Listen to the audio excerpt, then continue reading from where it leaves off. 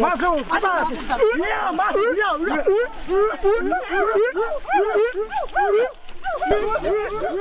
Kayu besi rawa sepanjang 17 meter ini disiapkan untuk membuat salib. Melihat panjangnya, timbul pertanyaan, siapakah yang akan disalib? Siapapun itu, pasti sesuatu yang lebih besar dari mereka. Tapi Frankie Woro, Casimilus Awe, dan warga suku Auyu di Papua Selatan ini tak akan melukai siapapun. Mereka memakai salib ini sebagai tanda perlawanan.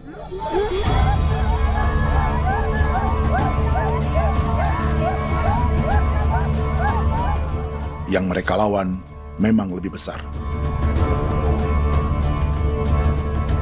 yaitu pemerintah Republik Indonesia.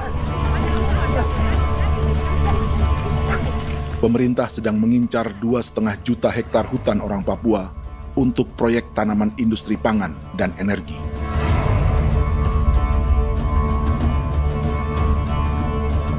Ratusan kilometer dari salib orang-orang Auyu itu, orang Muyu sedang menyiapkan gerakannya sendiri.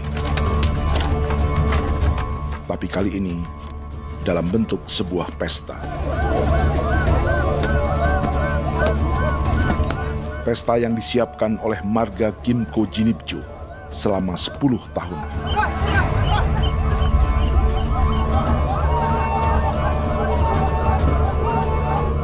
Sosok di marga ini adalah Willem Kimco, orang asli Papua yang tak punya kartu identitas kewarganegaraan manapun.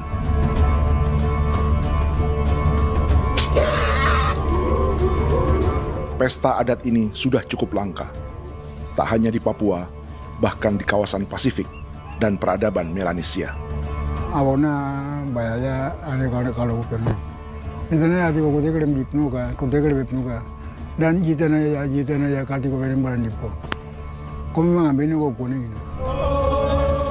Ada gagasan dan gerakan sosial di balik pesta orang-orang Muyu ini, sama dengan gerakan salib merah yang dimulai orang-orang Auyu. Salib ini akan menjadi yang terbesar dari 1.800 salib merah yang telah ditancapkan berbagai suku di Papua Selatan dalam 10 tahun terakhir. Ribuan salib merah yang dipadukan dengan palang adat adalah tanda larangan yang menyatukan unsur-unsur adat dan agama. Kami percaya bahwa kalau memang kami sudah tidak mampu untuk menyelesaikan persoalan ini, dalam hal ini perusahaan tidak bisa masuk, berarti kami minta bantuan kepada nenek moyang dan Tuhan. Atribut perang orang Auyu ini diukir atau dilukis, digambar di batang salib ini dengan tujuan bahwa kami larang dengan sangat keras. Jadi apabila siapapun, baik dari antara kita sendiri yang melanggar batas ataupun pihak lain yang mau mengganggu keselamatan hak tanah adat kami, maka kami siap untuk melakukan ancaman perang. Salib-salib ini tidak ditancapkan di halaman-halaman gereja, melainkan di tanah dan hutan adat, di dusun-dusun sagu, dan di tempat-tempat yang disakralkan. Sebab 1.800 palang adat dan salib ini memang bukan semata tentang agama, tapi untuk mencegah negara dan perusahaan memasuki tanah dan hutan adat mereka. Papua bukan tanah kosong.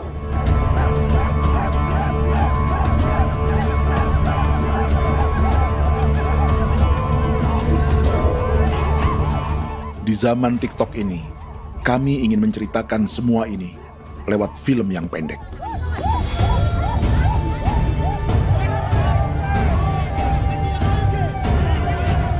Tapi kami jelas gagal.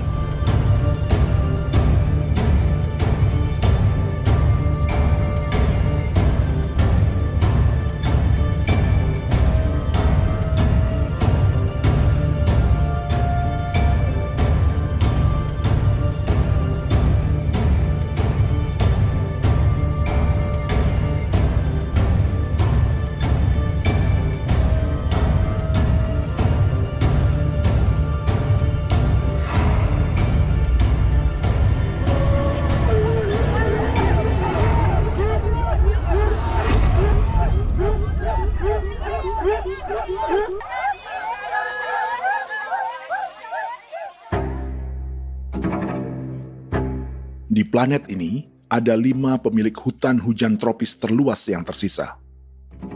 Kongo di Afrika, Brazil, Peru, Bolivia, dan Indonesia.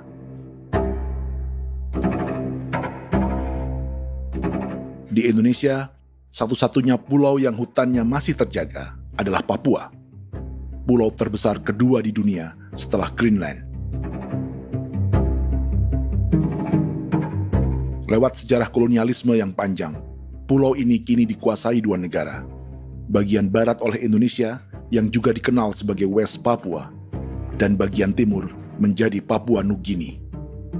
Dan tepat di perbatasan ini, di bagian Indonesia, sedang terjadi proyek pemusnahan hutan terbesar di dunia.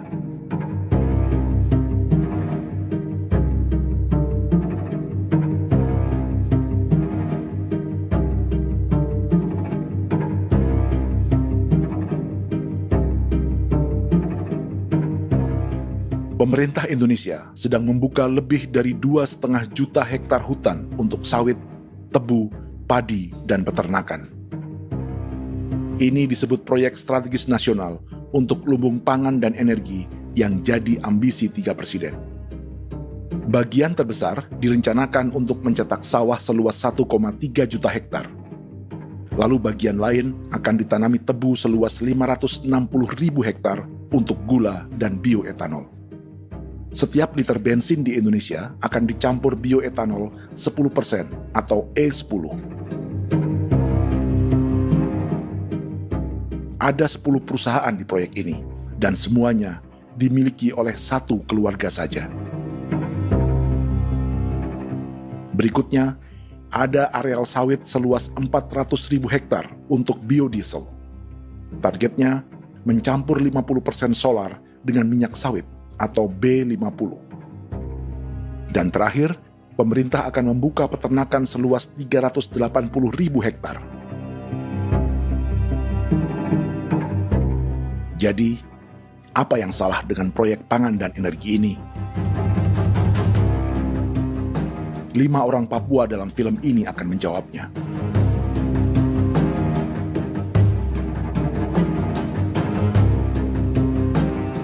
Yang pertama adalah Yasinta Moiwen dari suku Marin.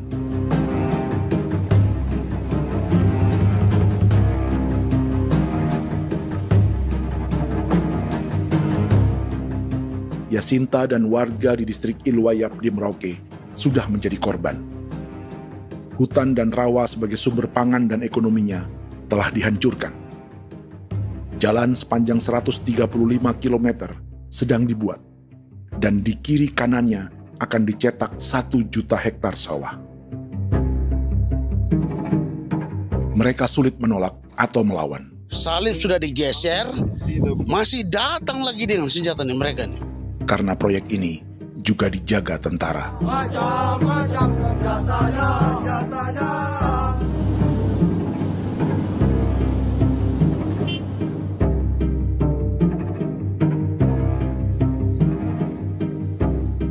Yang kedua adalah Natalis Buer di distrik Tanah Miring, Merauke. Petani milenial ini merasa ditelantarkan. Sebab setelah hutannya diubah menjadi sawah, sebagian sawah-sawah ini tak tergarap. Orang asli Papua seperti Natalis tak punya modal untuk benih, pupuk, perawatan, hingga ongkos panen.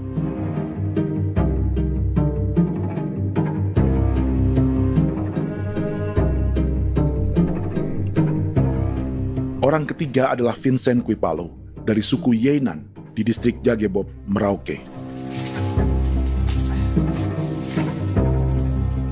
Vincent dan suku Ye sedang menjadi korban.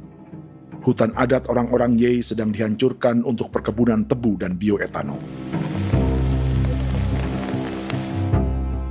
Tanah mereka juga diincar untuk markas-markas militer, pasukan yang akan menjaga proyek pangan dan energi ini.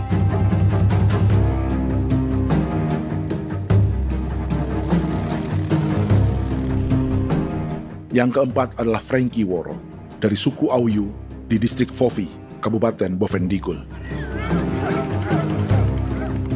Hutan dan tanah mereka terancam perluasan perkebunan sawit untuk campuran biodiesel atau B50. Orang-orang dari suku Auyu ini adalah calon korban. Merekalah salah satu pelopor gerakan Palang Adat dan Salib Merah. Meski kadang berseberangan dengan gereja yang mereka anggap lebih mendukung pemerintah dan perusahaan. Mereka bahkan sedang merencanakan gerakan yang lebih besar, dengan salib yang lebih besar. Tanah milik Somu Sobisiba itu bahwa tanah ini diciptakan oleh Tuhan dan memberikan warisan kepada kami. Kami ini hanya hak jaga.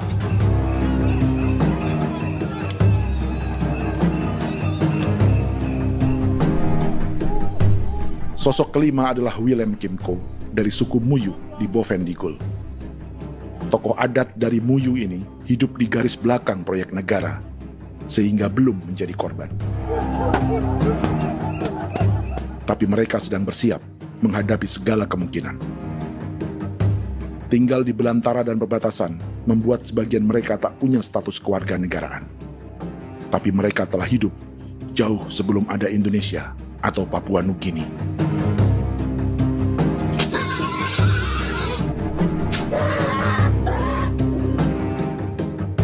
Kelimanya mewakili jutaan orang asli Papua yang sedang terancam eksistensinya.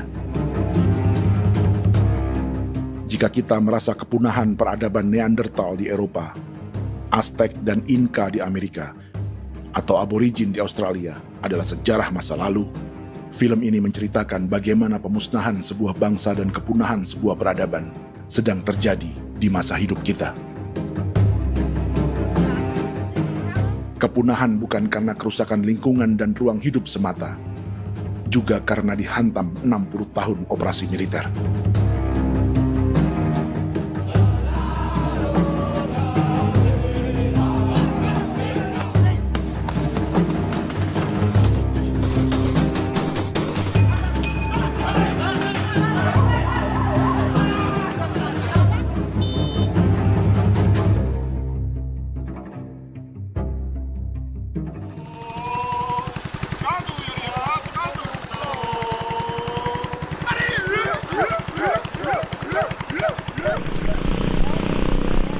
Frankie Woro dan orang-orang Auyu sedang berburu.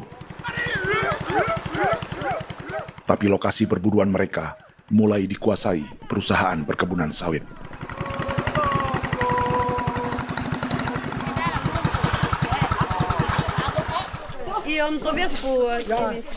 Kita akan menuju arah ke Inabusu. Di sana kami akan masuk di wilayah konsesi perusahaan PT Indo Asiana Lestari, dan di situ ya ada survei-survei mereka yang mereka pernah lakukan, tapi juga kami ada lakukan tanda-tanda saksi di sana.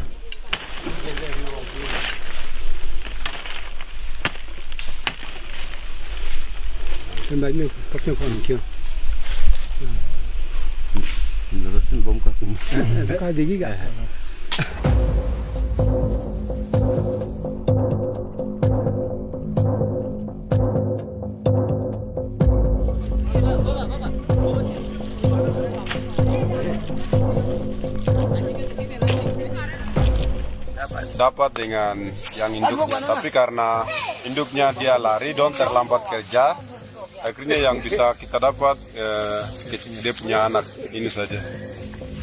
Ini kalau pakai bahan kayak asli.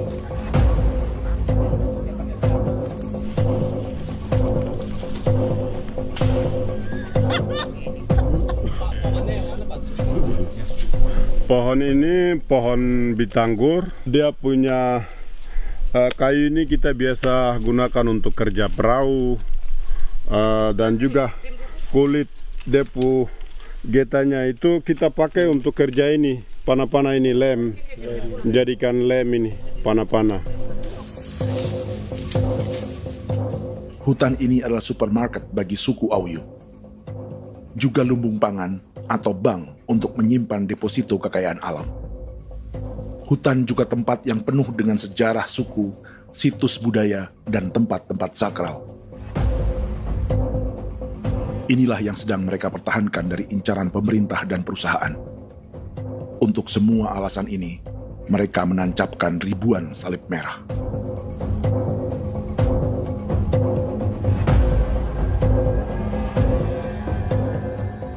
Tapi dari kampung, warga suku Auyu memberi kabar pada Frankie tentang intimidasi oleh aparat negara agar mereka melepas tanah ke perusahaan sawit dan berhenti memasang palang adat dan salib merah. Ada beberapa titik yang saya sudah siap, tetapi di sini emergensi dari saya, terutama di Kampung Sokanggon, PT Damai Timber. Dia mengganggu saya dengan menggunakan kekerasan maupun pihak hukum. Dan kemarin saya ada pernyataan penolakan secara resmi, tapi masih tetap dengan menggunakan pihak hukum untuk masuk, untuk harus dituntut saya untuk harus diterima perusahaan itu. Kita di situ ada 15 marga, tetapi 15 marga juga tidak setuju. Marga-marga siapa yang terima dan marga-marga mana saja yang menolak. Nanti kita lihat dari pertimbangan itu, dan di situ dan kita undang mereka untuk bicara dengan kami. Sebagai sosok yang aktif dalam gerakan, warga Auyu terus memberi informasi lapangan kepada Frankie yang tak selalu berada di kampungnya. Izin pernyataan yang mereka paksa saya untuk tanda tangan itu, tapi sementara saya tidak tanda tangan. Data semua ada di tangan saya. Ya. Baik, kalau gitu itu lebih bagus karena tanda tangan itu yang berbahaya. Iya. Tanda tangan itu yang lebih berbahaya karena sekarang ini modern dan canggih, dan itu yang mereka biasa pakai untuk tipu muslihat. Mereka biasa pakai itu di tanda tangan itu. Betul. Dari Bambisa juga di Sofia dia masuk untuk memaksakan kami marga untuk harus menerima perusahaan itu. Tapi kemarin kami sudah menolak.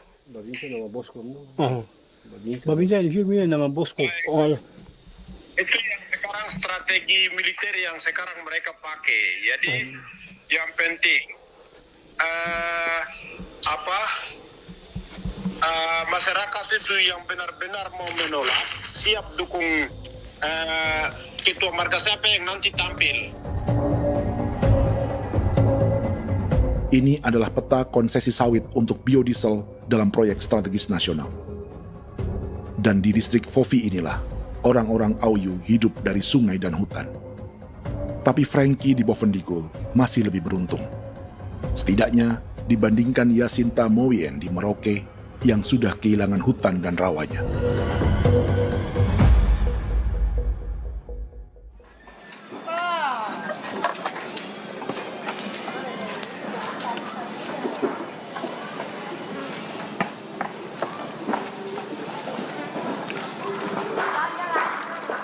Yasinta dari suku Marin adalah petani sayur di Kampung Wanam, distrik Ilwayap, Merauke. Memanfaatkan lahan yang ada, ia berkebun dan menjual hasilnya ke pasar kampung. Ini ekonomi warga di Wanam untuk menghasilkan uang, lalu memberi barang kebutuhan yang tak bisa mereka produksi sendiri. Tapi kehidupan sebenarnya ditopang oleh ekosistem hutan dan rawa. Inilah sumber pangan utama dan peradaban mereka.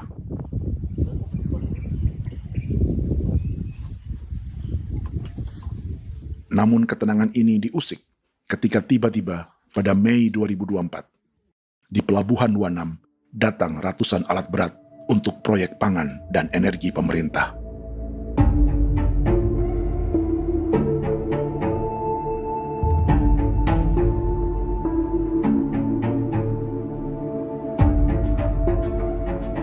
Kami masyarakat setempat kami tidak tahu. Kami kaget pagi-pagi kapal sudah ada di pelabuhan kami.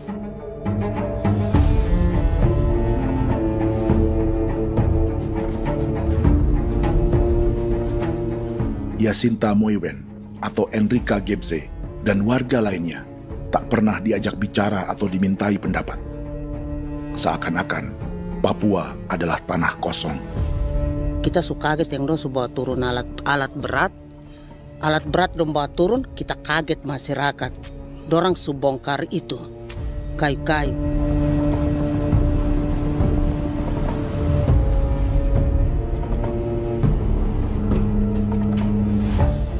Bersamaan dengan alat-alat berat itu, juga berdatangan tentara Indonesia untuk mengawal proyek pembukaan hutan milik Jacinta.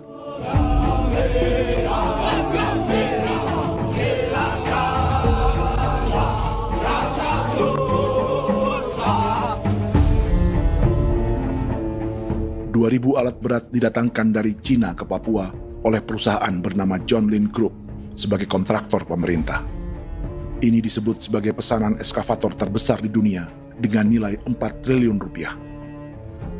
Misinya membuka hutan dan rawa milik orang Marin, salah satunya untuk membangun jalan sepanjang 135 km. Sementara di kiri kanannya akan dicetak sawah yang ditargetkan seluas 1,3 juta hektar. Jalan berupa garis lurus ini bukan rute tradisional ekonomi masyarakat. Jalan ini akan menghubungkan kawasan perkebunan sawit dan tebu di sebelah timur, juga untuk mobilisasi pasukan militer. John Lin Group adalah perusahaan yang dimiliki Andi Samsudin Arsyad atau yang dikenal dengan Haji Isam. Sebagian orang mengenalnya sebagai pengusaha yang hobi balapan mobil.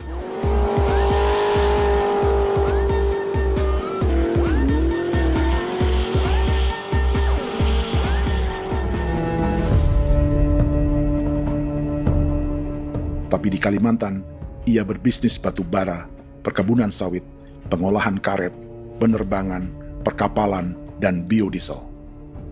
John Lin Group kini juga menjadi pemilik perkebunan tebu dan pabrik gula terbesar di Indonesia. Sayapnya melebar dari Kalimantan hingga ke Bombana, Sulawesi Tenggara. Perkebunan tebu, pabrik gula, dan industri bioetanol inilah yang juga sedang dikembangkan di Papua. Foto ini adalah momen ketika Isam bersama kerabatnya, Menteri Pertanian Amran Sulaiman dan Menteri Pertahanan Syafri Samsudin meluncurkan program biodiesel atau B50 di Kalimantan Selatan. B50 artinya setiap 1 liter solar, 50%-nya akan dicampur minyak sawit. Perusahaannya, PT John Lin Agroraya, menjadi salah satu pemainnya.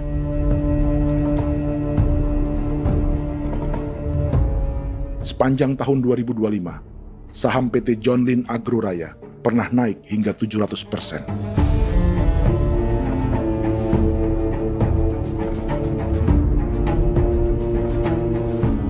Perusahaan sawitnya yang lain, PT Pradiksi Gunatama, sahamnya bahkan pernah naik 4.000% hanya dalam 1 tahun. Dari harga saham ini saja, nilai kekayaan keluarga Isam diperkirakan mencapai 100 triliun rupiah lebih, menjadikannya salah satu keluarga terkaya di Indonesia dan salah satu pemain penting industri bioenergi. Dan di Papua Selatan inilah sebagian sawit-sawit untuk mendukung program B50 akan ditanam. Inilah tanah orang-orang Wambon, Muyu, Marin, Yei, atau Auyu seperti Frankie Wor.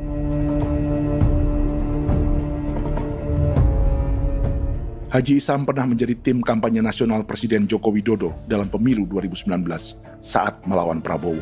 Bintang Mahaputra Utama diberikan kepada Saudara Andi Syamsuddin Arsyad.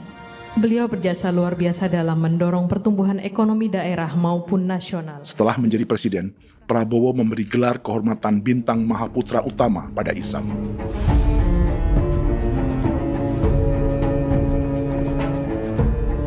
Sejumlah menteri Prabowo, juga kerabat dan orang-orang yang pernah bekerja di perusahaan Isam.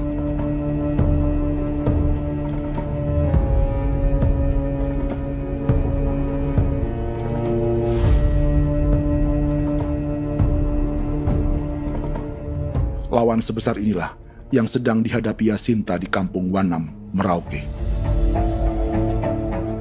Atau petani perempuan lain seperti Enrika Gebse. Jadi alam kita ini sudah rusak. Jadi kita itu biasa jalan dari sini tuh harus pasang jerat di situ, harus cari makan di situ lagi. Itu tempat-tempat itu pasang-pasang jerat, tempat babi, rusa, sekarang sudah tidak ada lagi.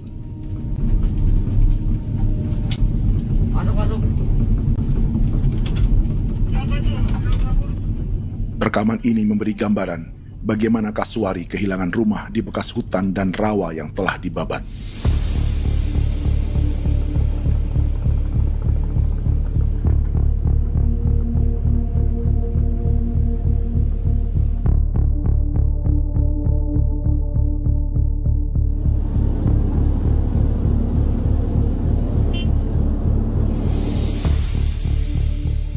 Keterlibatan tentara dalam proyek pangan dan energi di Papua memakai dalih bahwa ancaman terhadap negara kini tak hanya perang secara militer, tapi juga melalui pangan dan energi. Kementerian Pertahanan pun terlibat karena proyek ini dianggap operasi militer selain perang. Jadi tugas kamu adalah menjaga sumber cadangan pangan nasional. Macam-macam senjatanya, Proyek ini menambah panjang alasan mempertahankan kehadiran tentara di Papua dalam 60 tahun terakhir.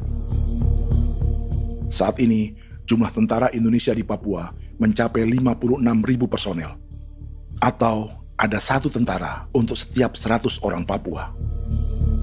Bandingkan dengan rata-rata nasional, di mana hanya ada 1 tentara untuk 696 penduduk Indonesia. Itu belum termasuk polisi. Artinya, 1 orang Papua dijaga lebih banyak senjata dari rata-rata penduduk Indonesia. Tanah dan hutan diambil secara sepihak untuk kepentingan pembangunan batalion dan bandar antariksa. Ini bentuk perampasan masyarakat. Penolakan kehadiran markas-markas militer terjadi di sejumlah tempat di Papua.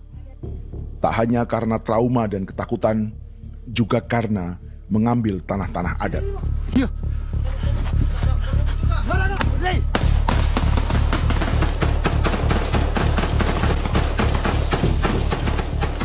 Salah satu alasan mengapa militer terus ditambah di Papua, karena masih ada perlawanan dari Organisasi Papua Merdeka atau OPM selama 50 tahun terakhir.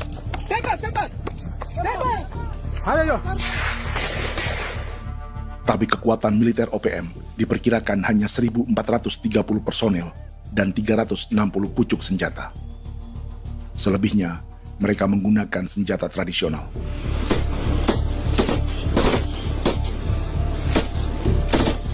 Dengan demikian, kekuatan tentara dan polisi di Papua 58 kali lebih besar dari gerilyawan Organisasi Papua Merdeka.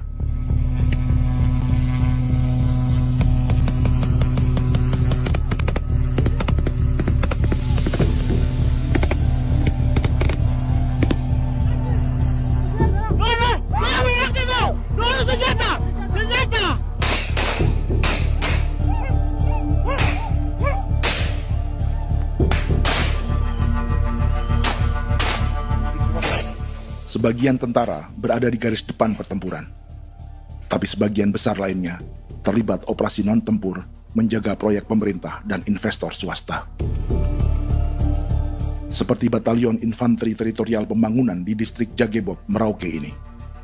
Lokasinya bersebelahan dengan konsesi lahan tebu untuk gula dan bioetanol milik PT Murni Nusantara Mandiri. Baik perusahaan maupun markas militer, keduanya mengambil hutan milik suku Ye dari marga Kuipalo. Tapi orang datang tanam ini saja di sini, tanam papan nama ini. Victor Kuipalo menunjukkan apa yang terjadi. Jadi kita juga kaget ini. Nah, kalau ini papan nama ini memang ini papan nama ditanam tapi bukan haknya mereka yang ini. Ini hak kami di sini, hak dusun kami, marga Kuipalo yang punya hak dusun ini. Setelah memasang patok, alat berat mulai bekerja untuk membangun markas militer di tanah orang Ye.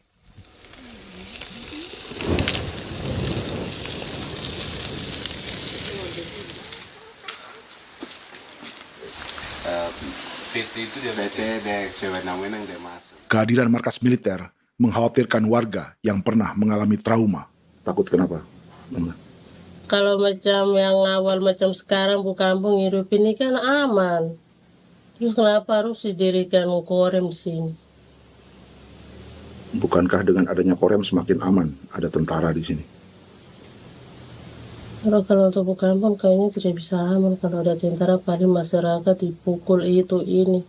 Kalau kampung hidup begini malah saya sejahtera dan saya punya masyarakat. Apa pernah ada pengalaman buruk sebelumnya dengan tentara di daerah sini? Ada yang cerita waktu pos-pos di sini tuh di 13, 12 itu zaman katanya Patimura. Memang kasihan. Malah kita punya orang ini yang dianiaya betul, dipukul. Disuruh kerja bakti tidak mau atau lama mencari, namanya kita pangkur sagu itu butuh waktu 1 minggu. Kalau lama begitu ya paling diseret apa pukul itu. Operasi militer Indonesia di Papua dimulai tahun 1962 lewat Operasi Trikora. Tapi perlawanan bersenjata pertama di Papua baru dilakukan tahun 1965 di Manokwari. Nanti tanggal 1 Mei jam 12.30 pemerintahan di Irian Barat mutlak akan jatuh di tangan.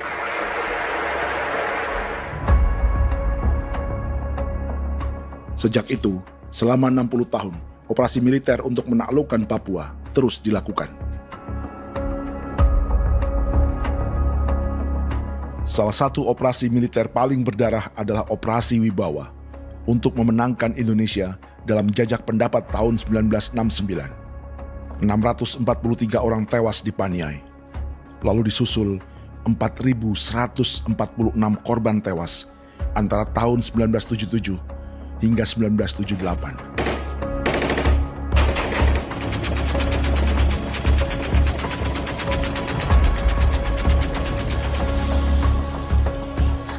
Operasi militer ini menimbulkan gelombang pengungsian hingga kini. Dewan Gereja Papua mencatat 103.000 orang menjadi pengungsi pada tahun 2025 dan nyaris tak diberitakan media-media Jakarta. Jumlah pengungsi terbesar tercatat di Nduga yang mencapai 20.000 jiwa. Banyak di antaranya yang sedang hamil, seperti Jubiana, salah satu pengungsi Nduga. Jadi ini takarik masih kaki be muguruk berselari namen wane kosel bigari me egirik munene an nimbo mesle berselari ne wam darik lek prak de oi gore bangal no so ndak lo yo nandang me anet ndang no yat de nanen di ko nerwa membri wal marwa egirik munene wa tri ngel no semana ngal siak kaya berkumpulnya masalah orang me wo seluk rina men wani ko semane kuman nak wani ndemo ko ndak misalnya me bre ko lo nak no semane ne be minute waru ra kana bi ni dige war be mino pragit de laina bulan Maret April yana mana kantan barang ne lire na bam ne Jubiana lalu menamai anaknya Pengungsi Kogoya. Selain Jubiana, juga ada Emma dari Maibrat yang melahirkan di hutan. Sampai di kampung gini, katanya bilang ada tentara yang bangun jembatan. Nah, capek itu juga pun masih tahan. Kembali lagi ke hutan lagi. Itu sampai sejatuh di tengah jalan. Orang sampai terbanting di kayu semuanya. Berasa sakit begitu. Melengkapnya tuh Domika Serli, pengungsi Wako.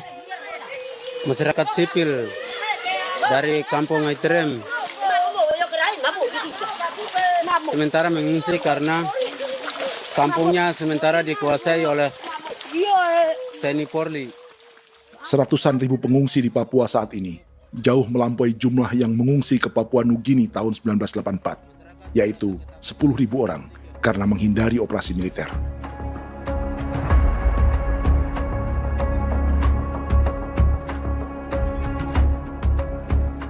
Bersamaan dengan operasi militer, eksploitasi sumber daya alam Papua juga dilakukan sejak masuknya tambang emas dan tembaga Freeport pada tahun 1967.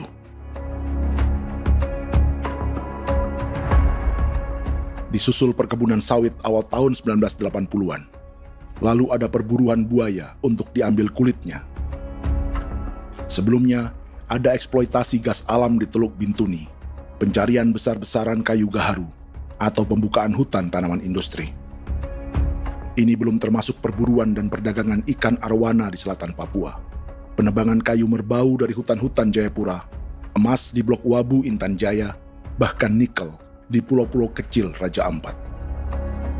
Dan kini, dalam skala yang belum pernah terjadi dalam sejarah, Papua dipaksa mencetak sawah, tebu untuk bioetanol, dan sawit untuk biodiesel.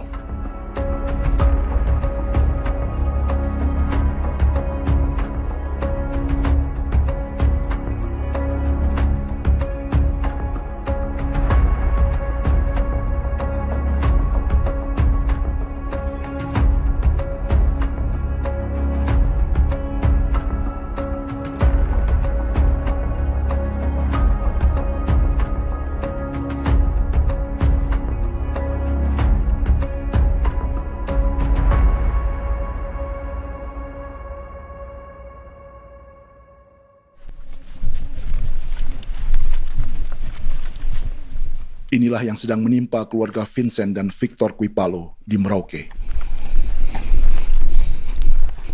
Hutan mereka diambil untuk markas militer dan industri perkebunan, PT Murni Nusantara Mandiri. 1 dari 10 perusahaan yang diberi konsesi untuk menanam tebu dan memproduksi gula serta bioetanol seluas 52.000 hektar.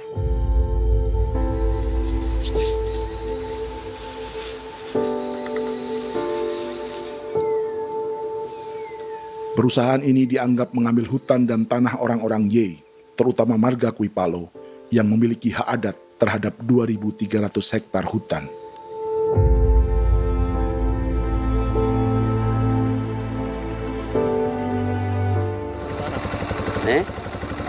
Tentara? Tentara. Oh iya, tentara.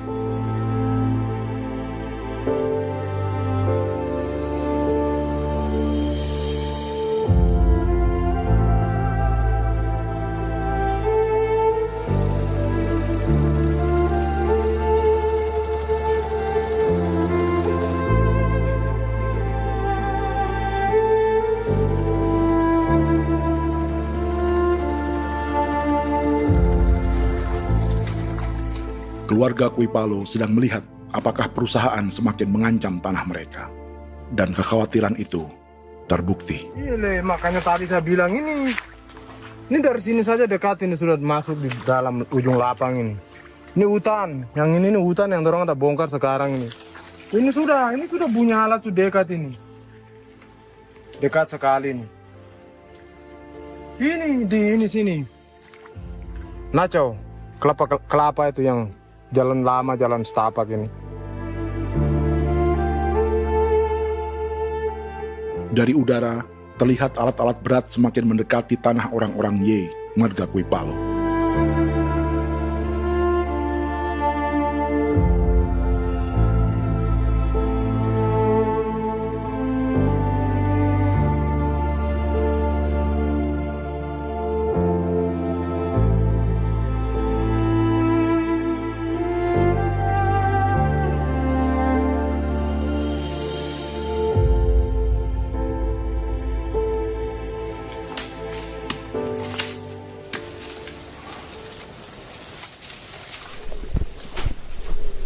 Keesokan harinya, Victor dan kerabatnya memberi tanda cat merah di pohon-pohon yang berada di batas tanah mereka.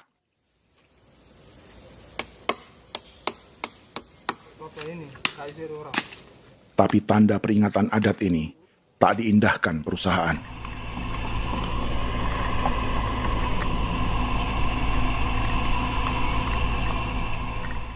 Dua bulan kemudian, perusahaan tetap memasuki tanah marga Quipalo. Sama-sama. Kami manusia, kau lihat. Tapi tidak sakit hati sekali saya kasih tahu adik. Ini sama baik kalau pikiran berubah lagi hari ini. Kami juga punya tangan, hanya beda rambut. Mister itu juga. Woi, buka. Tidak.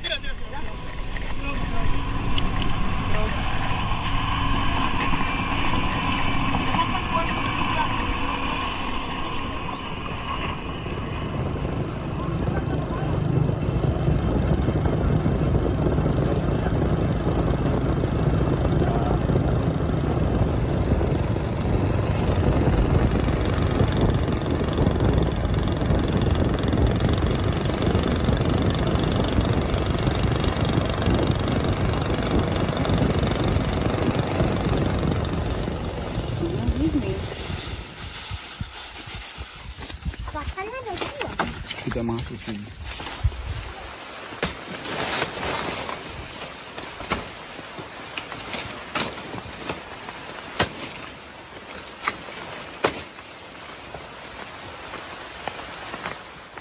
Jadi ya untuk itu seperti saya katakan tadi, apakah lebih baik kita tidak usah ada kah atau bagaimana, kita pisahkan, pisahkah dari negara ini kah?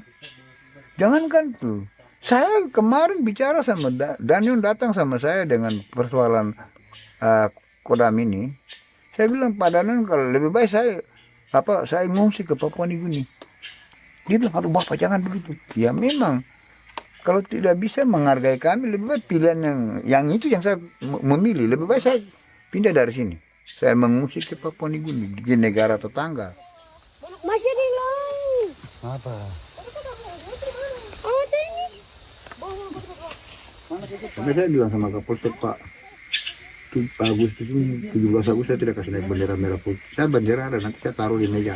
Bendera saya ada. Karena saya punya pikiran percuma kita ini merasa bahwa kita hidup di bawah naungan merah putih. Ternyata merah putih tidak lindungi kami. Tidak anggap kami sebagai kami rakyatnya. Dia lambang negara. Dan kami menghargai lambang negara itu.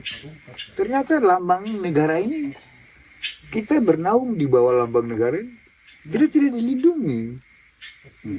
Hak kita tidak dihargai.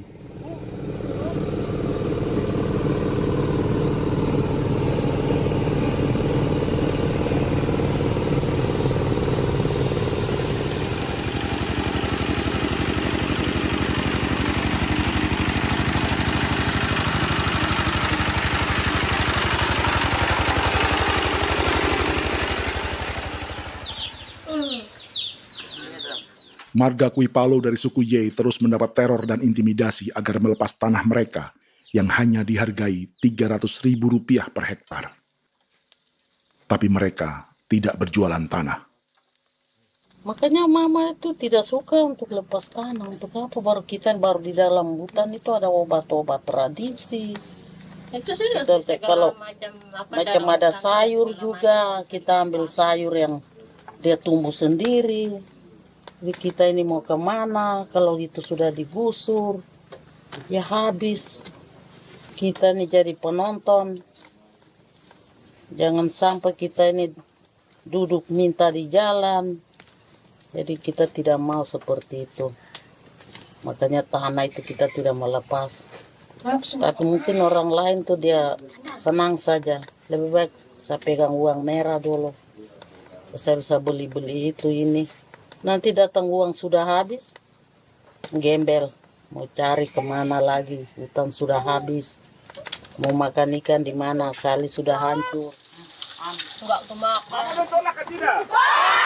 Seperti Yasinta di Wanam, suara dan gerakan kaum perempuan Papua sangat nyaring dan tak bisa diabaikan. Saya sebagai perempuan tolak untuk perusahaan masuk di sini. Karena kalau saya terima anak-anak saya mau dikemanakan, mau tinggal di mana. Apapun yang terjadi saya tetap tolak.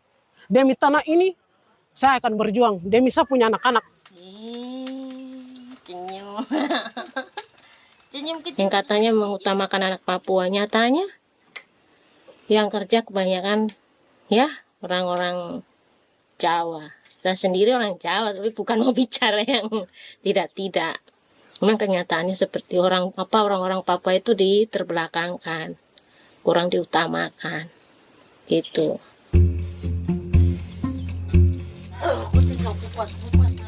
Proyek food estate seperti mencetak sawah, bukannya tak diikuti warga Papua.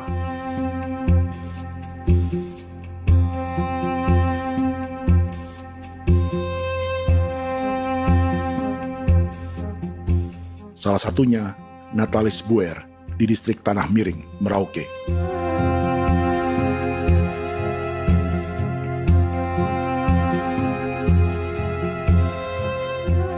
Setelah menghabisi hutan, pemerintah Indonesia mencetak sawah untuk tanaman padi karena beras mulai menjadi makanan pokok menggantikan sagu. Sebagian besar penggarapnya adalah warga transmigran yang datang sejak era 1980-an.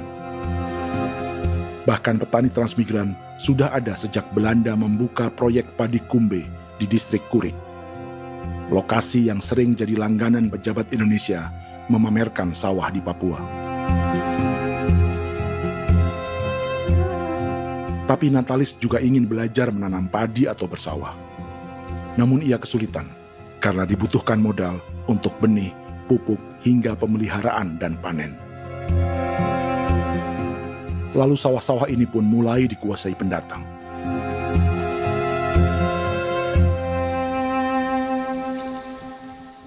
Tapi sejauh ini di kampung kami ini yang saya lihat memang ada kelompok kami punya di sini yang sudah tergabung dalam Gapoktan, kemudian masuk dalam optimalisasi lahan. Tapi baru saya anak asli yang punya lahan di sini. Mereka tidak punya.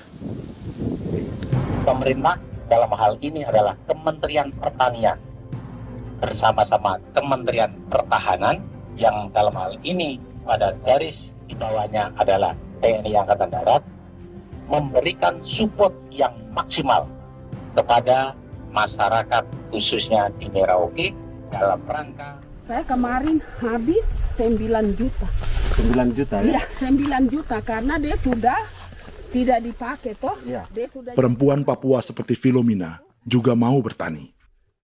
Pemerintah memberi bantuan Rp900.000 per hektar lewat program optimalisasi lahan atau OPLAH. Tapi dibanding biaya produksi dan harga jual gabah, Filomena mengaku berkali-kali rugi dan kini memutuskan tak lagi menggarap sawahnya. Terus kita harus cari uang untuk kondek. Betul. Karung kita beli. Karung beri sendiri lagi. Tenda kita beli. Ini dari yang offline ini don tidak siapkan. Tidak ada. Tidak ada ya, jadi mama don sendiri. Itu yang saya ada bilang, 900.000. Itu modal untuk kerja sawah ini. Mulai dari kerja sampai nanti panen. Panen. Wih, ngeri sekali. Iya, lucu toh? Tidak dapat itu. Betul, Mam. Dong maksud begini. Kalau disuruh tanam ubi berhektar-hektar, mari datang. Kita tahu cara rawatnya bagaimana, iya. Tanamnya bagaimana, tanam model bagaimana supaya hasilnya model begitu. Kita tahu. Kalau yang ini kan kita baru belajar. Sebagian hutan milik warga Senayu di Merauke sudah dibuka untuk sawah dan kebun tebu oleh PT Global Papua Abadi. Proyek pertanian ini dikerjakan oleh Kodim Merauke. Mereka melepas sebagian tanah karena ingin belajar bertani. Saya tete nenek moyang tidak ajar saya tanam padi. Tapi saya mau berubah. Generasi saya yang berikut ini besok lusa tidak bisa makan pisang, sagu. Ada apa? Namun program optimalisasi lahan yang dijanjikan dengan berbagai bantuan tak dirasakan Filomena. Obat rumput beli, obat padi beli, jonder kita bayar, bahkan bibit masih kurang, cari bibit lagi beli. Jadi saya memang kalau program pemerintah saya sama sekali saya tidak suka. Baku tipu saya.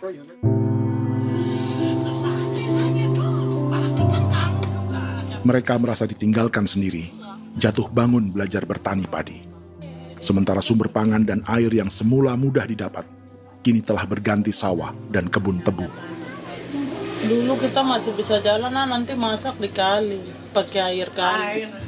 Minum pakai air kali. Sekarang, kok mau masak? Tidak ada air. Air sudah susu, mau minum tidak bisa. Sudah dengan obat. Drone semprot tebu itu saja drone. Drone yang semprot. Saya lihat di itu. Jadi kita bukan drone yang terbang di atas untuk disemprot. Dong lempar pupuk di bawah ya dia mengalir ke kali. Mengalir ke kali, ke rawa-rawa.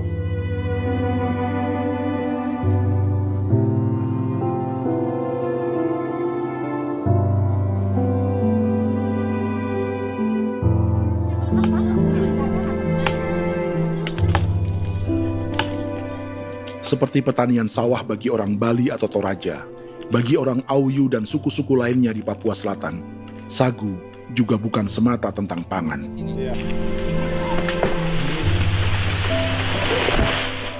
Bagi orang Auyu dan Marin, sagu adalah kerabat, sosok orang tua, sosok nenek moyang yang harus dijaga dan dilindungi. Lagi bikin apa mama ini mama?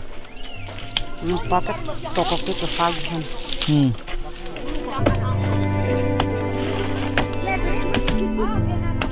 Kami diingatkan oleh leluhur, sagu itu tidak boleh digusur dan tidak boleh diganggu dengan cara apapun, dan di dalam rangka kepentingan apapun tidak boleh. Kamu harus bela, bahkan sampai nyawa pun harus menjadi taruhan demi membela keselamatan pergerakan sagu di atas tanah ini.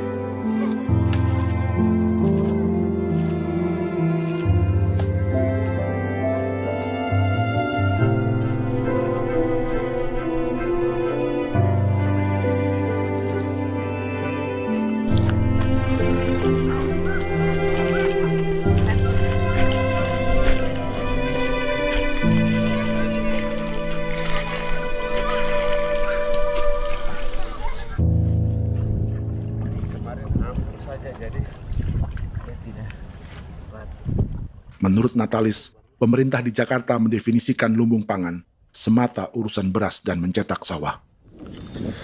Sebenarnya orang Papua itu bukan tidak bisa bertani.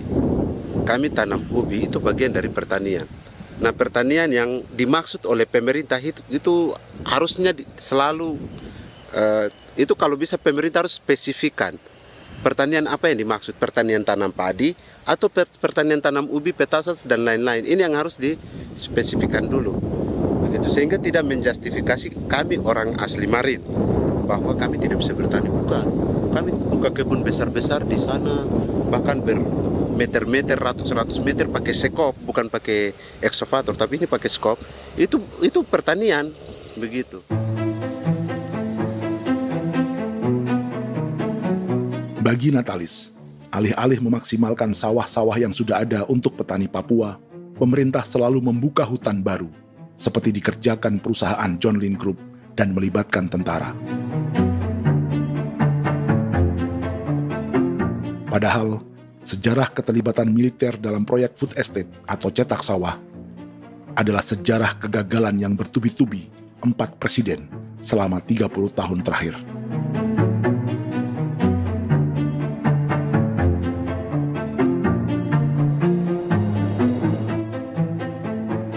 Papua bukan yang pertama menjadi proyek lumbung pangan yang melibatkan tentara. Kalimantan telah menjadi korban 30 tahun sebelumnya.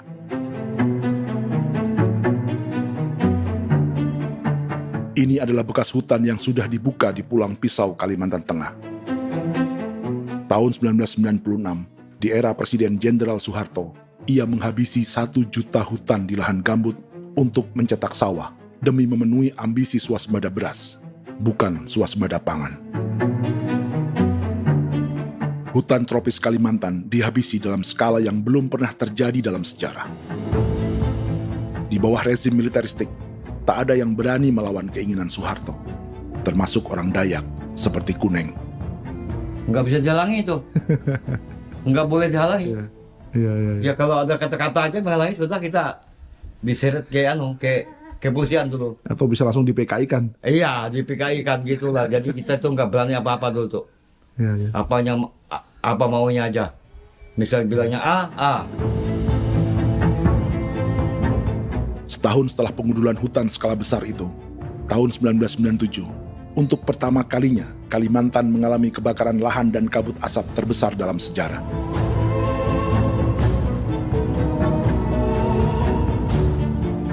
Sebagai ilustrasi, ini kondisi kabut asap tahun 2015.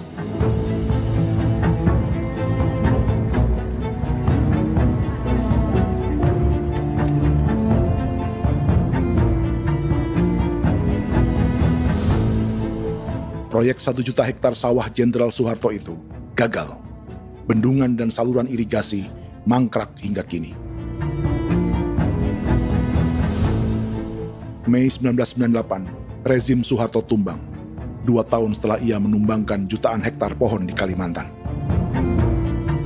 Setiap tahun, lokasi ini menyumbang kebakaran dan kabut asap yang merugikan jutaan orang. Sawah yang berhasil di Kalimantan justru bukan sawah yang dibangun Jenderal Soeharto, melainkan yang dirintis para transmigran sejak era 1980-an. Sawah-sawah inilah yang ikut digarap oleh militer di era Presiden Joko Widodo. Dan hasil dari proyek food estate Presiden Jokowi itu sama sekali jong nih, nggak ada harapan lagi sudah seperti ini. Tapi Jokowi terus memperluas area food estate hingga 16.000 hektar. Presiden Jokowi juga menyerahkan urusan lumbung pangan ini kepada Prabowo yang saat itu menjadi Menteri Pertahanan. Salah satunya di Kabupaten Gunung Mas, Kalimantan Tengah, untuk membuka perkebunan singkong seluas 31.000 hektar. Food Estate Singkong Jenderal Prabowo ini dimulai dengan membuka 600 hektar hutan di Tawai Baru. Proyek singkong untuk bioetanol ini pun dijaga tentara. Dan seperti Jenderal Soeharto, proyek Jenderal Prabowo ini pun gagal.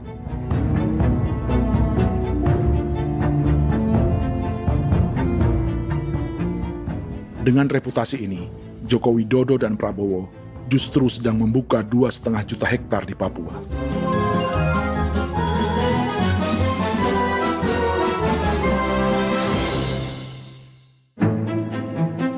Setelah Jenderal Soeharto, Presiden Jenderal Susilo Bambang Yudhoyono juga mencoba membuka food estate di Papua sejak tahun 2010. Namanya Merauke Integrated Food and Energy Estate atau MIFE. Proyek ini juga gagal. Lalu di lokasi yang sama, Jokowi berusaha meneruskan dengan proyek mencetak sawah 1,2 juta hektar yang juga gagal. Sekarang yang paling siap adalah 1,2 hektar. Yang 1,2 juta hektar. Dan kini, Prabowo yang pernah gagal dengan 600 hektar singkong di Kalimantan justru akan mengulangi di Papua dengan skala 2,5 juta hektar. Di daerah Papua pun harus ditanam kelapa sawit supaya bisa menghasilkan juga BBM dari kelapa sawit. Dalam setiap proyek pangan dan energi di Papua, yang lebih menonjol bukan tanaman pangannya, melainkan untuk energi atau bahan bakarnya. Sawit untuk biodiesel dan tebu untuk industri bioetanol. Ada 10 perusahaan yang diberi konsesi hingga 0,5 juta hektar untuk tebu. Dan 10 perusahaan itu dimiliki oleh 1 keluarga saja.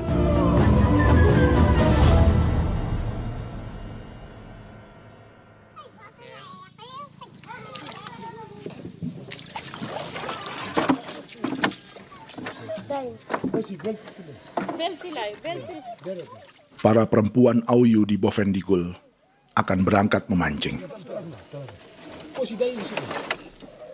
Priska Beni membantu menyiapkan perahu.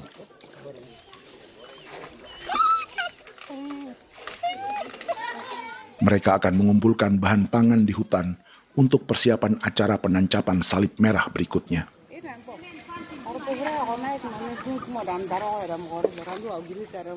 Priska sudah mengambil posisi memancing.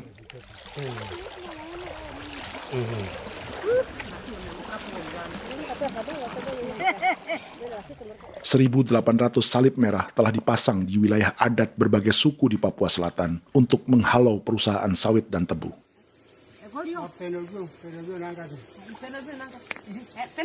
Maria Tebung yang paling muda datang membawa hasil. 2 ekor ikan gastor alias gabus toraja. Sebagai generasi Z, pendidikannya sampai sekolah dasar. Di perusahaan perkebunan seperti sawit atau tebu, ijazah SD hanya bisa menjadi buruh kasar. Tapi ia tak tertarik. Karena kita hidup itu dari alam, kita pancing, juga di darat, bawa anjing, terus bikin pagar sagu, dapat babi, bawa baru kita makan. Jadi kita tidak mau perusahaan masuk. Kita tidak akan terima. Sementara Priska Beni masih mencari peruntungan. Tapi baginya, menjadi nelayan di Sungai Fofi masih lebih baik daripada bekerja 9 tahun di perkebunan sawit. Sudah pengalaman, jadi kita tidak mau lagi. Seberapa lama ketika kerja itu? Selama di sana. 9 tahun di sana. 9 tahun? Saya baru pulang dari perusahaan. Selama 9 tahun kerja di sawit, bisa punya rumah kah? Atau tidak. Motor kah? Tidak. Johnson kah? Tidak. Cuma makan saja. Pendapatan juga kan tidak lebih. Habis dimakan.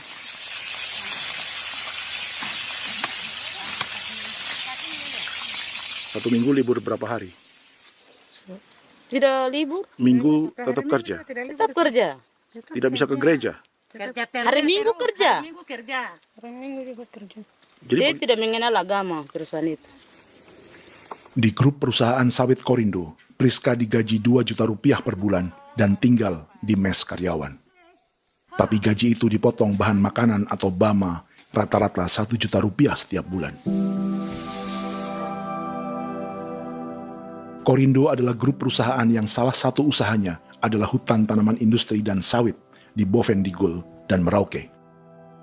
Di Papua, mereka memakai bendera PT Tunas Sarwa Ema.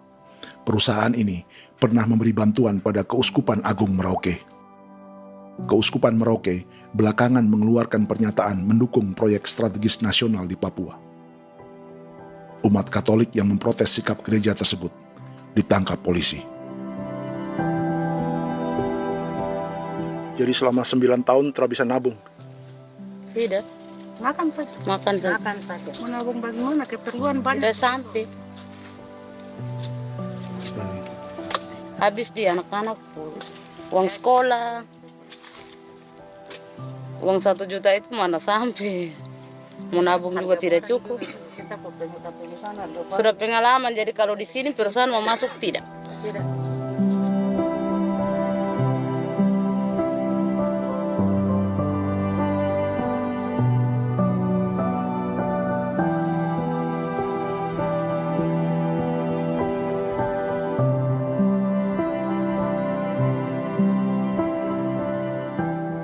Dan menu makan siang seperti ini agaknya sulit bagi buruh sawit atau tebu yang digaji 2 juta rupiah per bulan. Generasi Z seperti Maria Tebung atau generasi milenial seperti Priska Beni punya matematika ekonominya sendiri. Sawit untuk biodiesel atau tebu untuk bioetanol tak akan ada bedanya bagi mereka.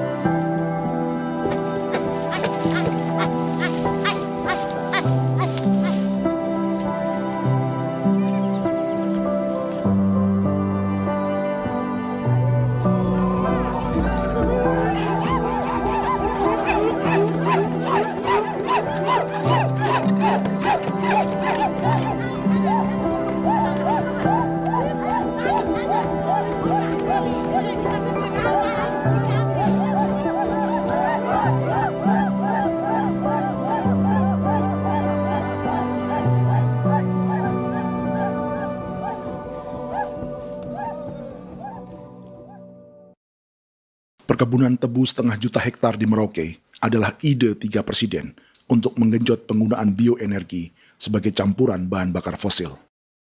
Selain swasembada pangan, swasembada energi di daerah Papua pun harus ditanam kelapa sawit supaya bisa menghasilkan juga BBM dari kelapa sawit. Juga tebu menghasilkan etanol. Singkong, kasava juga untuk menghasilkan etanol. Bioetanol adalah bahan bakar nabati atau tumbuhan yang dapat dicampur dengan bensin. Sama dengan program biodiesel yang mencampur solar dengan minyak sawit. Pertamina saat ini sudah menjual BBM bioetanol dengan campuran 5% yang dipasarkan dengan merek Pertamax Green 95. Tapi pemerintah ingin menaikkan kadarnya menjadi 10% atau E10. Maka ke depan kita akan mendorong untuk ada E10. Kemarin malam sudah kami rapat dengan Bapak Presiden. Bapak Presiden sudah menyetujui untuk direncanakan mandatori 10% etanol. Idenya untuk mengurangi ketergantungan pada bahan bakar fosil yang diimpor dan menimbulkan polusi.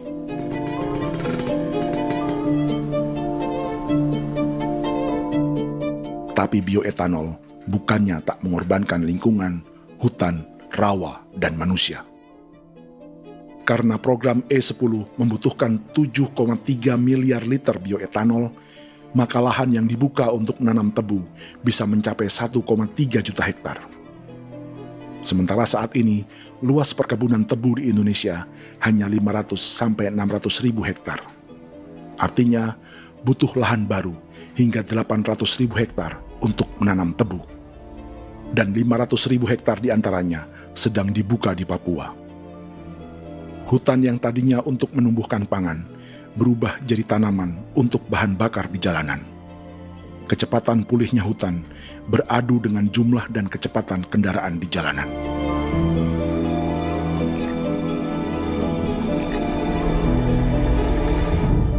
Dahaga terhadap energi tak pernah bisa dipuaskan. Setelah minyak sawit untuk biodiesel, dunia kini merambah singkong, jagung, dan tebu untuk bioetanol. Benua Amerika, Eropa, sebagian Afrika, hingga separuh Asia kini mulai memakai bioetanol sebagai campuran bahan bakar.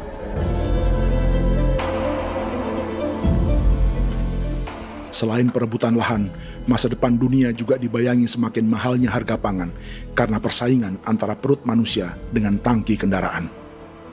Ini adalah lokasi perkebunan tebu dan bioetanol PT Murni Nusantara Mandiri yang mengancam tanah Vincent Quipalo dan orang-orang Ye di Merauke. Beberapa kilometer di selatan adalah PT Global Papua Abadi yang mengancam tanah orang-orang Muyu dan Marin.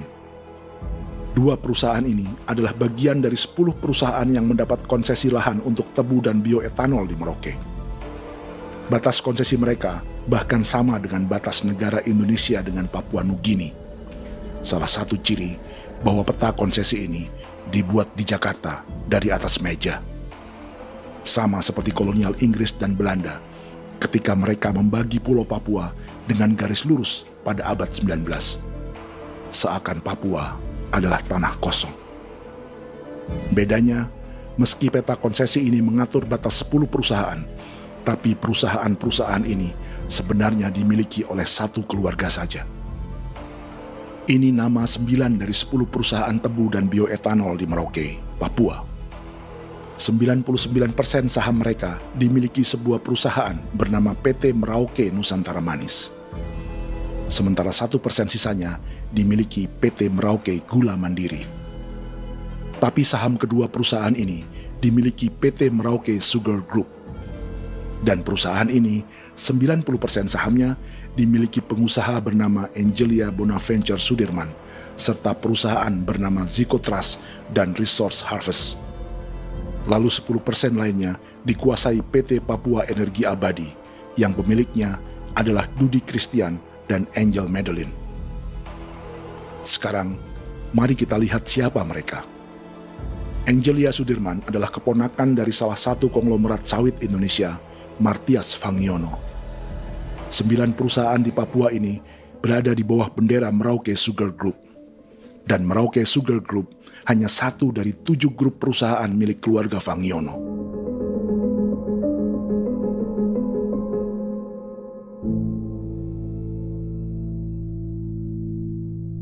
Ini Martias Fangiono. Seperti Haji Isam, Martias selama ini dikenal sebagai pengusaha sawit yang kini merambah bisnis tebu dan bioetanol. Ini momen saat penanaman perdana tebu di Merauke bersama Presiden Joko Widodo Juli 2024. Di sini juga ada anak Martias Fangiono, yaitu Wirastuti Fangiono.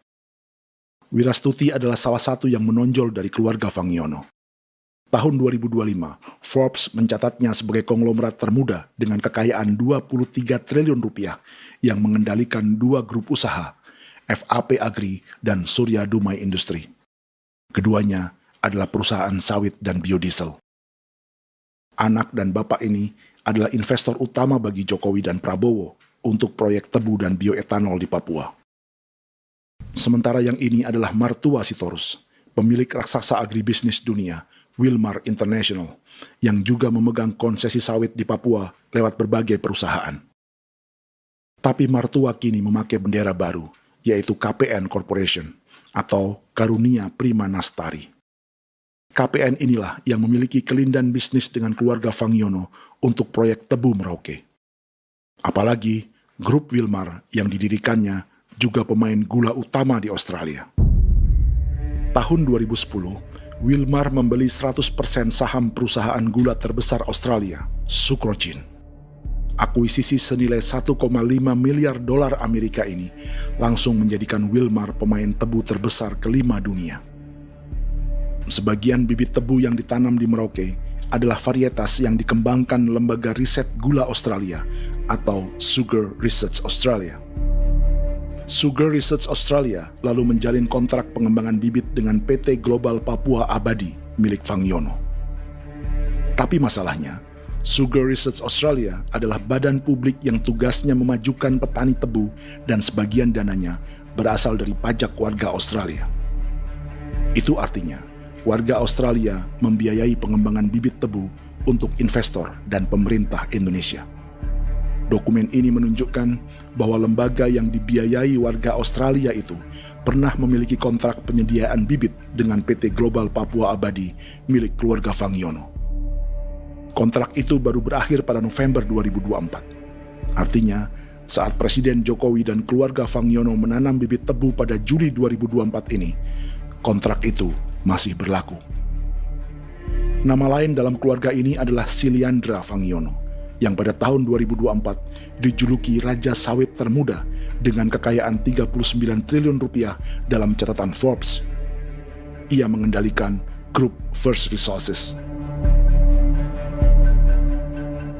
Secara umum, keluarga Fangiono memiliki 20 perusahaan di Sumatera, 32 perusahaan di Kalimantan, 1 di Jakarta, 2 di Singapura, dan 25 perusahaan di Papua.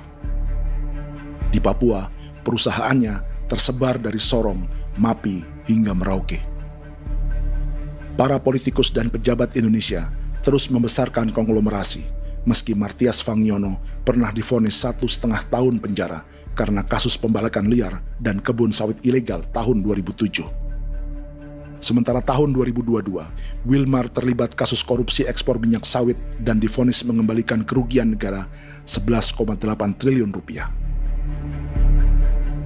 Tumpukan uang ini disebut sebagai pembayaran dari grup Wilmar yang diterima secara simbolis oleh Presiden Prabowo pada Juni 2025 lalu. Tapi peran raksasa biodiesel dan bioetanol dunia ini belum akan surut di Indonesia. Bahkan sebaliknya. Sebuah dokumen presentasi bisnis dari Wilmar International Limited pada tahun 2010 ini bisa menjadi petunjuk. Presentasi ini bagian dari proses pembelian 100% saham raksasa tebu Australia, Sucrogin. Dalam presentasi ini, Wilmar mengaku ditawari konsesi lahan 200.000 hektar di Papua, atau dulu disebut Irian Jaya, untuk menanam tebu. Dengan penerbangan hanya 2,5 jam dari kantor Sucrogin di kota Townsville ke Merauke, Wilmar akan mengawinkan bisnis gula dan bioetanolnya menjadi pemain dunia. Dan lokasi yang diincar oleh Wilmar adalah distrik Ilwayap di Merauke, kampung halaman Yasinta Moiwen. Dan persis disinilah, 14 tahun kemudian, ribuan eskavator John Lynn Group milik Haji Isam mulai membuka hutan sebagai kontraktor pemerintah. Presentasi dan gagasan ini dibuat oleh Wilmar pada Juli tahun 2010. Sebulan kemudian, Agustus 2010, pemerintah Presiden Susilo Bambang Yudhoyono meluncurkan proyek Lumbung Pangan dan Energi Merauke atau Merauke Integrated Food and Energy Estate. Targetnya membuka lahan 1 juta hektar dalam 5 klaster yang masing-masing 200.000 hektar. Angka yang sama dengan presentasi Wilmar.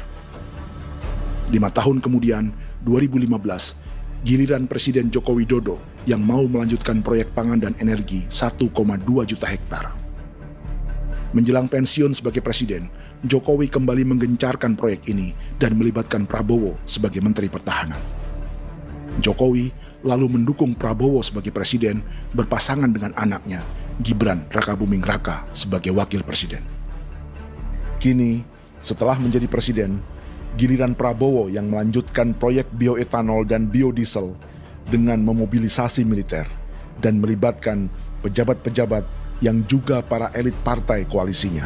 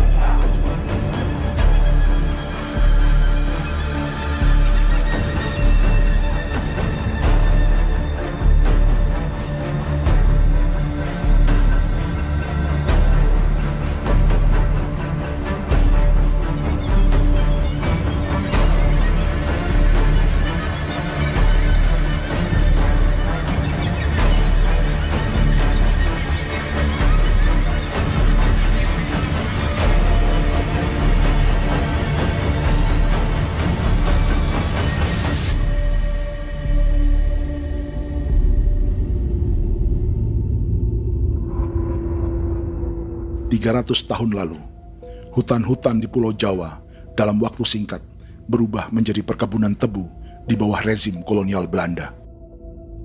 Orang Jawa menjadi buruh dan petaninya dipaksa menanam tebu. Dari kolonialisme dan politik tanam paksa itu, Belanda memperkaya negara dan para investornya. Tak puas membuka hutan untuk perkebunan di Jawa dan Sumatera, kolonial Belanda menanam tebu hingga di Suriname dan mengerahkan ribuan orang Jawa sebagai buruh pada tahun 1890. Inggris yang sudah menguasai negara seluas India dan Papua Nugini pun masih menanam tebu jauh di tengah Samudra Pasifik, di tanah orang-orang Fiji. Lalu memindahkan puluhan ribu orang India menjadi buruh di sana.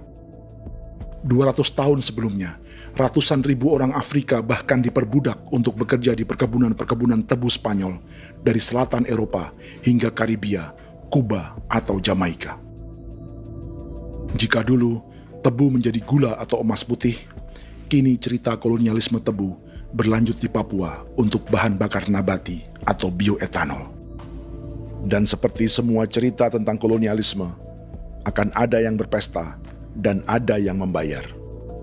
Dalam setiap cerita pesta kolonialisme, baik di Jawa, Karibia, atau di Papua, selalu melibatkan para elit lokal, dari pejabat, perwira, hingga agamawan. Tapi dalam setiap kolonialisme, juga selalu ada cerita tentang mereka yang mempertahankan diri dan melawan.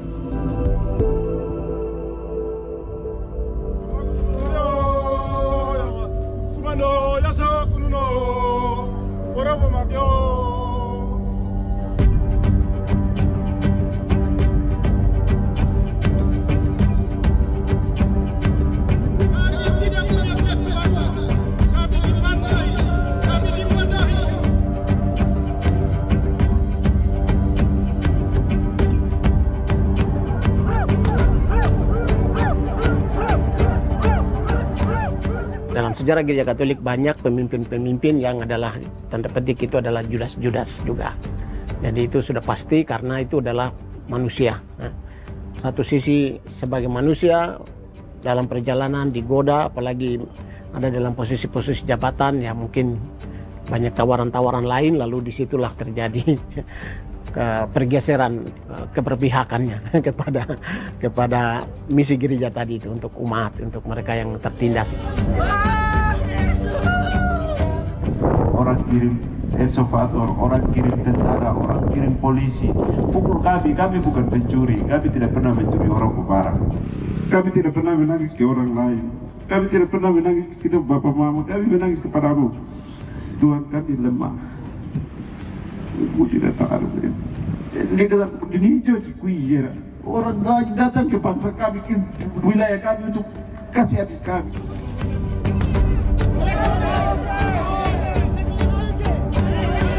Ya Hakimam Dehi, Ya Hakimam Dehi, Bono Ya Hadigul Dehi, Bono Ya Hadigul Dehi.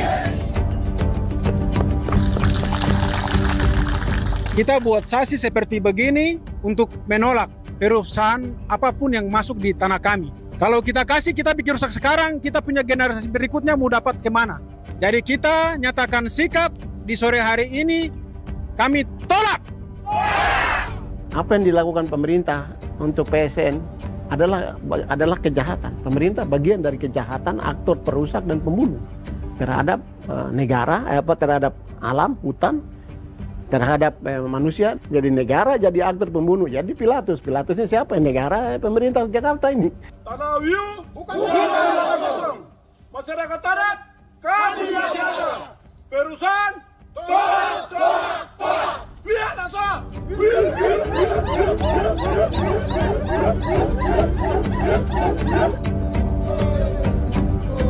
Jika tanah adat dan hutan adat hilang, kami mau hidup di mana? Maka di sini saya mau bilang, negara jangan tipu-tipu kami lagi.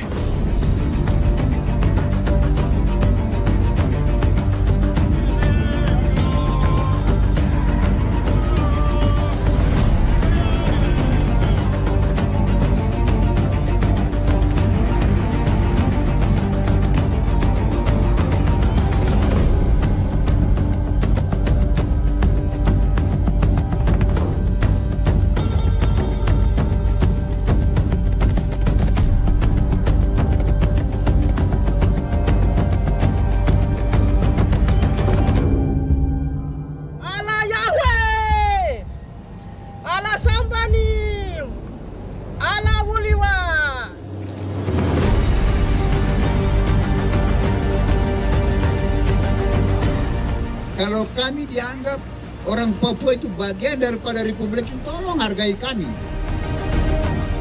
Dengan adanya PSN, PT John Hindruk yang sudah menerobos tanah kami dan hutan kami, merusak alam kami. Itu yang kami datang ke Jakarta jauh-jauh dari Papua. Kami mau bersuara kepada Bapak Presiden Prabowo Subianto, di mana keadilan untuk masyarakat Papua. Tolong lihat masyarakat Papua yang sudah mati. Kami bersepakat menyatakan, 1. Gereja-gereja di Indonesia mendukung masyarakat adat yang menolak proyek strategis nasional di tanah Papua. 2. Gereja-gereja di Indonesia menolak militerisme dan otoritarianisme di Indonesia.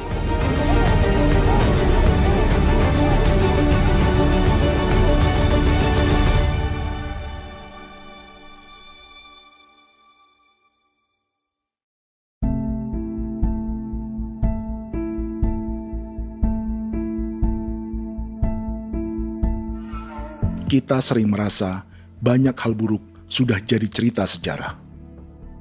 Dan kita sekarang hidup lebih baik, lebih beradab, atau mustahil melakukan kejahatan seperti di masa lalu.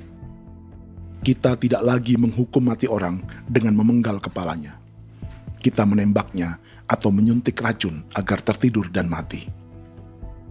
Tapi ada hal-hal yang tak berubah. Salah satu pembantaian yang kuat di ingatan kita adalah kejahatan Nazi atau genosida di Rwanda. Padahal pembantaian juga sedang terjadi di masa kita, seperti di Gaza, Palestina. Penghancuran sebuah peradaban seperti Indian di Amerika atau aborigin di Australia juga kita anggap masa lalu. Sekarang kita merasa lebih baik dan lebih toleran. Padahal proses penghancuran bahkan pemusnahan yang sama sedang terjadi terhadap bangsa Melanesia di Papua. Begitu juga dengan praktik kolonialisme. Kita merasa penjajahan seperti dilakukan Portugis, Inggris, atau Belanda sudah menjadi sejarah. Dan Indonesia tidak mungkin menjajah. Padahal itulah yang sedang terjadi dan dirasakan di Papua.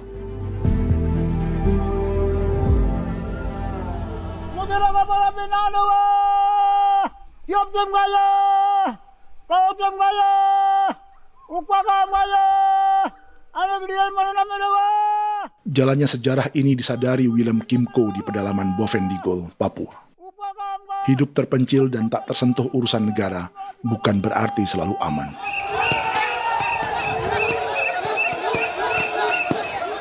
Untuk sampai di tempat ini, orang-orang Muyu menempuh 2 hari berjalan kaki mengarungi hutan, lembah, dan sungai. Termasuk mereka yang datang dari perbatasan Papua Nugini. Mereka berkumpul untuk memenuhi undangan pesta adat yang disebut Awon Atatbon atau Pesta Babi. Yang mengundang adalah marga Kimco Jinipjo. Yang dituakan di marga ini adalah Willem Kimco. Ia tak punya kartu tanda penduduk dan kewarganegaraan manapun, baik Indonesia atau Papua Nugini.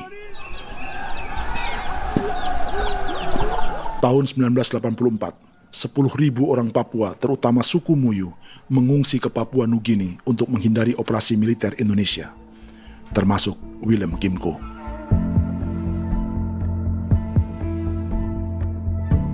Apa yang membuat pesta adat ini istimewa?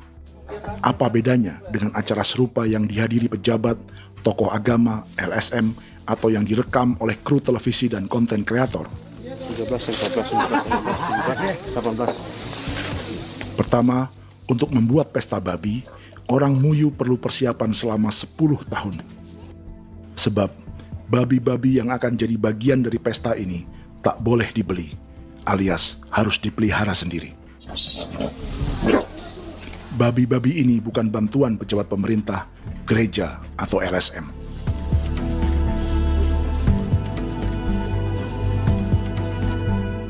Yang kedua, babi-babi ini tidak dipelihara di kandang. Jadi punya nama babi ini kah? Harimau. Harimau? Harimau. Dia kulit dengan ini bulu di harimau, macam harimau begitu yang kasih nama harimau. Setelah diberi nama, mereka dilepas liarkan di hutan sejak kecil. 10 tahun kemudian, jika tiba saatnya pesta, para pemburu akan mencari mereka di dalam 479 hektar hutan milik marga Kimco. Suku atau marga lain tak akan mencurinya di hutan, karena mereka sudah punya babi dan wilayah masing-masing. Itu artinya, mereka harus tetap menjaga dan mempertahankan hutannya, agar babi-babi bisa hidup. Demikian juga dengan lahan pangan mereka, yang menumbuhkan sagu, keladi, atau aneka sayuran.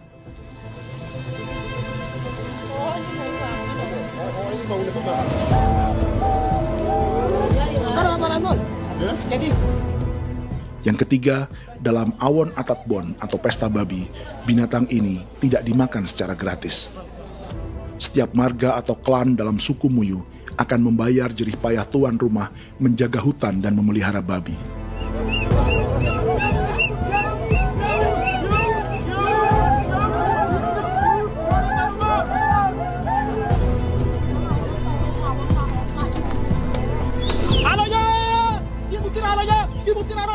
Ini seperti arisan untuk menjaga budaya dan lingkungan. Bagian dari budaya dan ekonomi timbal balik yang ditandai dengan siklus memberi dan menerima.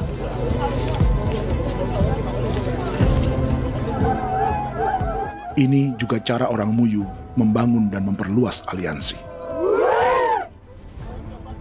Awon bet begul bet, ulan yau kando bet, asat bet anani, asat bet jene liga anani,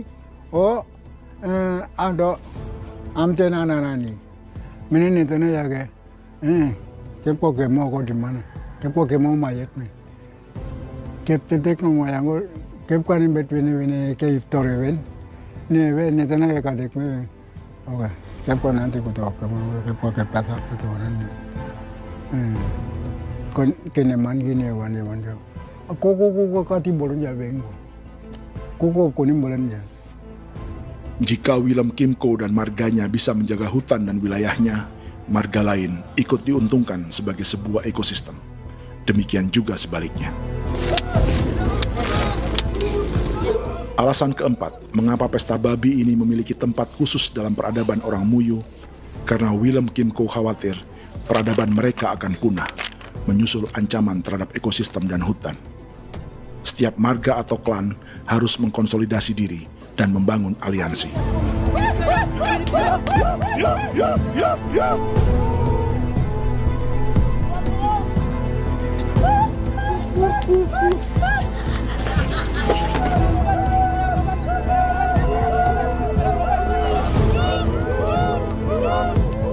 Kekhawatiran Willem dan orang-orang Muyu tak berlebihan. Ruang hidup mereka bersinggungan dengan proyek bioetanol dan biodiesel pemerintah Indonesia. Mereka juga tahu apa yang telah dan sedang menimpa suku lain seperti Auyu di Bovendigul atau Yainan dan Marin Anim di Merauke.